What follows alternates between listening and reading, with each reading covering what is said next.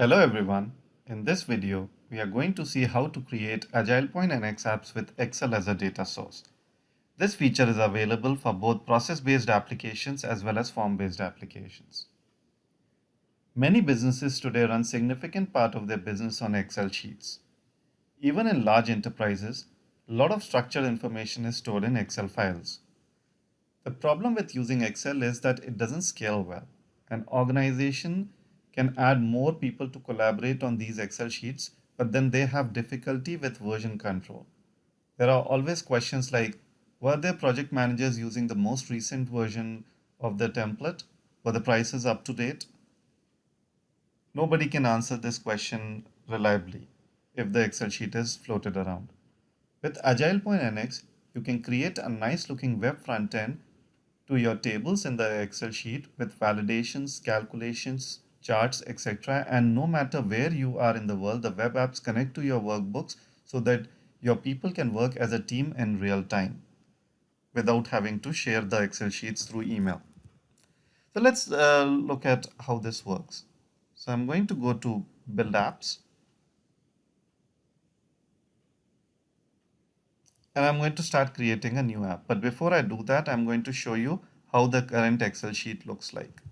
So here is an Excel sheet which I have. On the first workbook over here, I can see there is a table for customers and there's one customer which is already added. So there are some columns in here. First name, it is of type text. Last name is text. Gender is text. Date of birth, you can always format these cells. So select the whole column for formatting, not just the individual cells. So you see I have applied date formatting over here. Similarly, for email, it is text. For phone, if I go to format cells, I have applied a special formatting of phone number.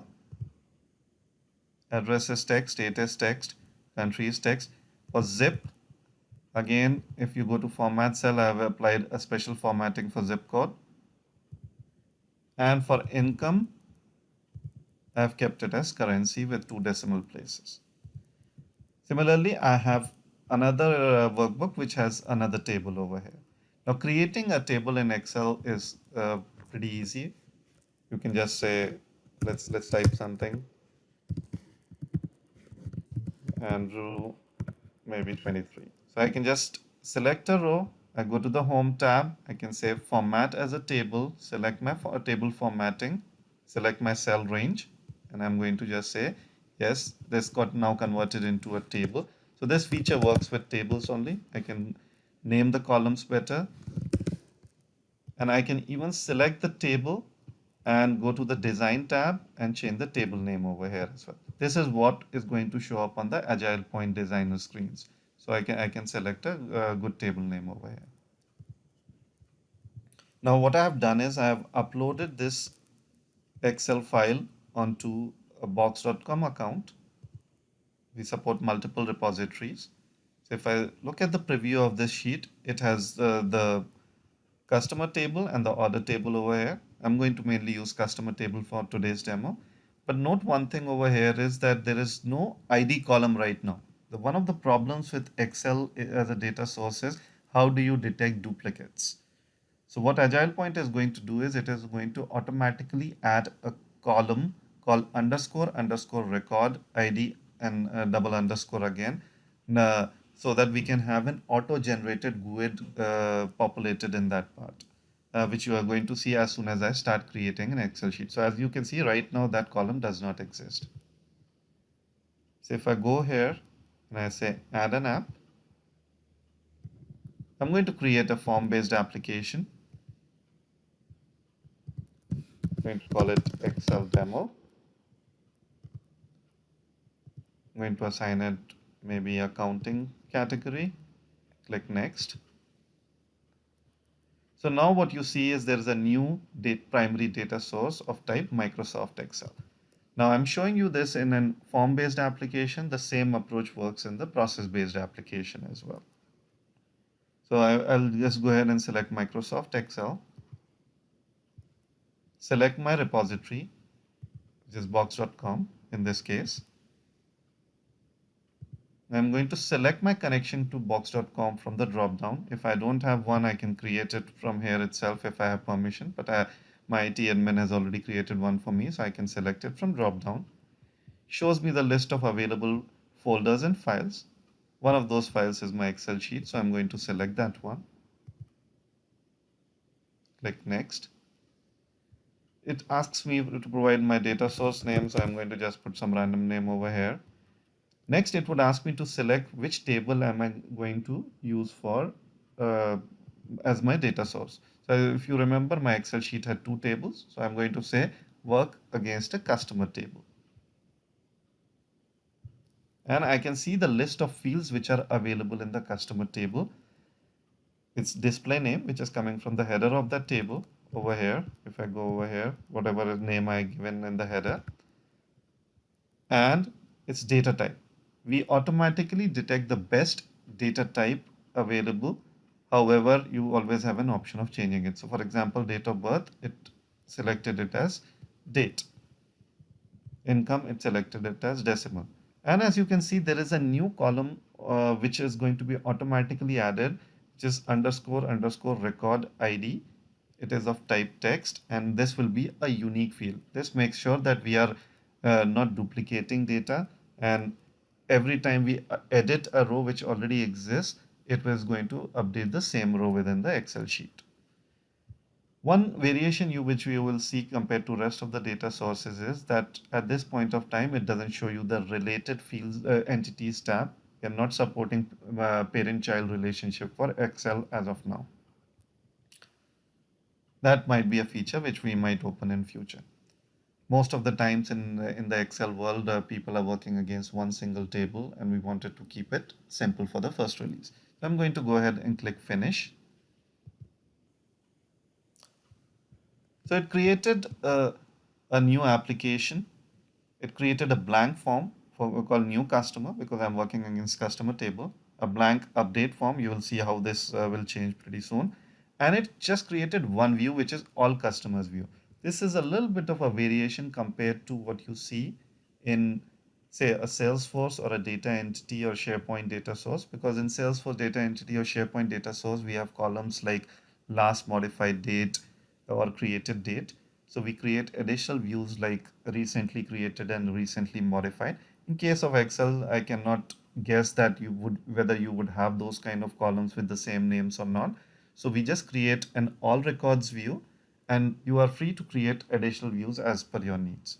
I'm going to go ahead and click OK. Now at this point of time, if I go back to my Excel sheet over here and click refresh,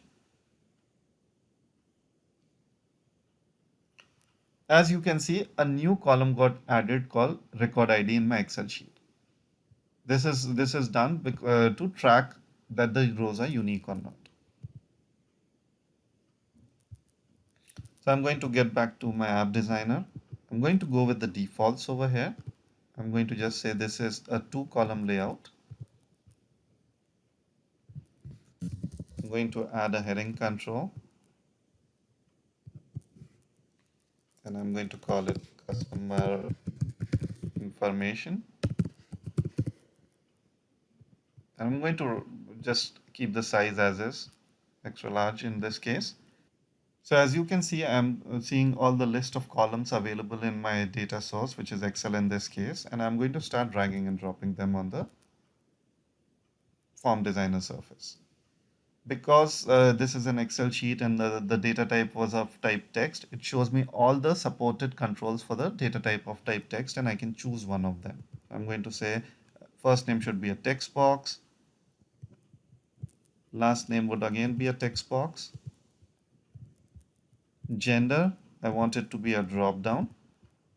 And if I put it in edit mode, I can provide further configuration. I can say make it a pick list, and there is a pick list already called gender which is available.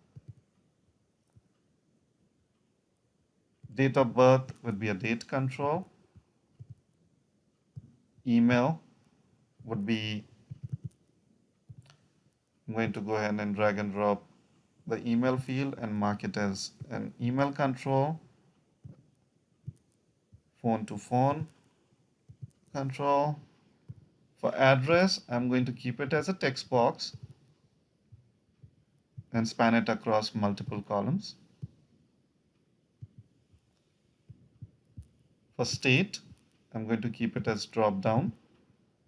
And again, I'm going to put it in edit mode, and I'm going to say this will be a pick list and show me US states. And I'm going to drag and drop a country field. I'm going to keep it as drop down. And this time I'm going to just have a variation. I'm going to just say it's an inline list, USA, and the other option is maybe others.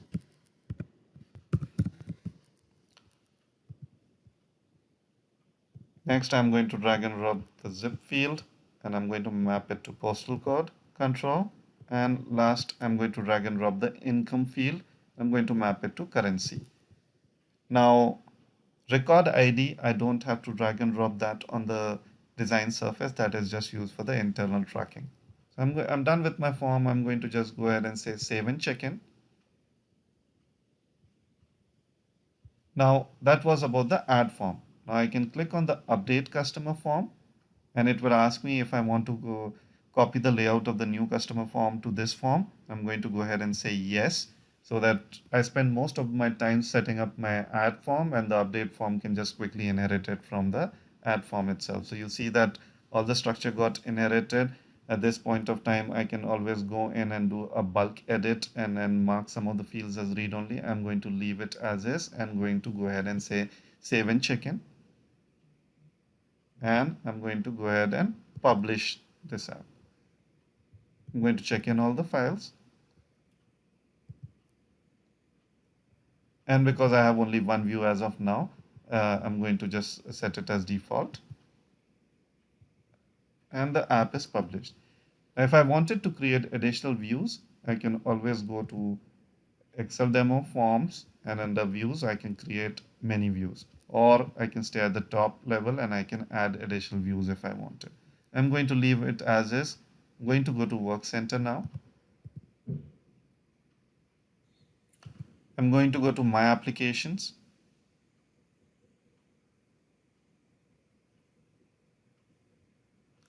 I'm going to say show me form-based applications only. And there is one called Excel demo. I'm going to click on it. And if you see, there is one record which is already present. That is coming from the existing record in my Excel sheet. I'm going to add a new one. I'm going to call it David Warner, male. And I'm going to pick any random date over here, an email ID, phone number,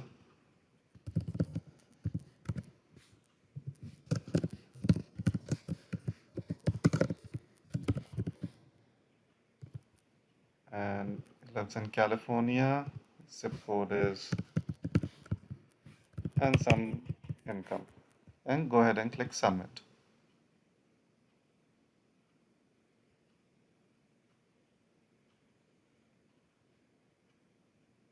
So now you can see there are two records. If I go back to my Excel sheet over here, you can see that there are two records which are available in my Excel sheet. If I get back, I can always put it in edit mode or display mode.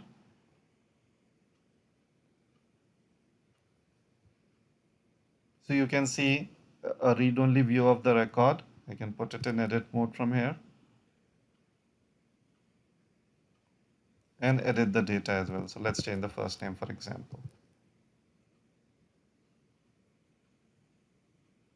Now, once I made that change, all my users using this application are immediately seeing the change, even though the change, the data resides in an Excel, and I don't have to share it around through emails anymore. And if I refresh it over here,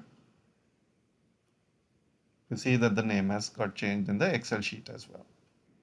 Now, before I end, there's one quick thing which I'm going to show you is that you see this list of records which is showing up on a list view. If you go to the application itself, there is a view which was automatically generated called all customers. And if you look at this view,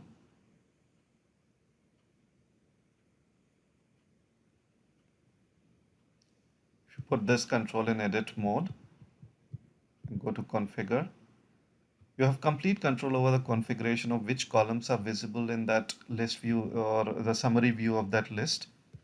You can even control things like date formatting. For example, you wanted it in MMDDYY, and the lookup which got generated over here,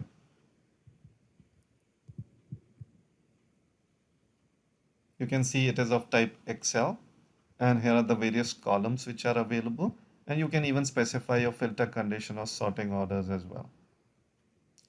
And in addition, you can create your own views. So with this, you can see that we can create a nice looking web application on top of Excel sheet and share the web application itself with multiple users, and they never have to share these Excel sheets around, and the data within the Excel sheet is always going to be kept consistent.